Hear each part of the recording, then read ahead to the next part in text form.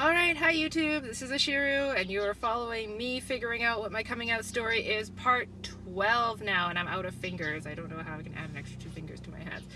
So, in my last video, I was talking about me figuring out my type. So I fell in love for the first time with a really tall and really girly trans girl, and then I had another crush on a really tall, really feminine teacher.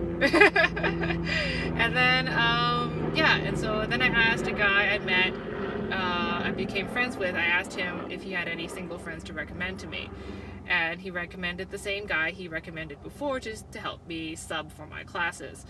And so I decided that, well, what did I decide?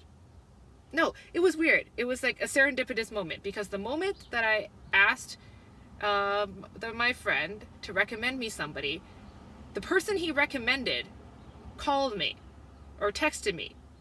So it was, like I said, it was like, once you're secure and confident with who you are and what you like, then, and you don't have to be with anybody. Like I wasn't desperate anymore. Like if someone shows up, fine. If someone doesn't show up, fine, right? I was happy being with myself, but I was also open if there was somebody there, and I could be with anyone. I could be with this new person I just made friends with. And so he recommended someone, and that person just texted me, and then we ended up having a really long text conversation, in which case we found out we had a lot of things in common. And then he was leaving for Edmonton, and I had work, and so we ended up not meeting in person for a while. So I think we almost scheduled our first date for like 2 weeks later at the end of the month. So in the meantime, we were basically dating by phone and text.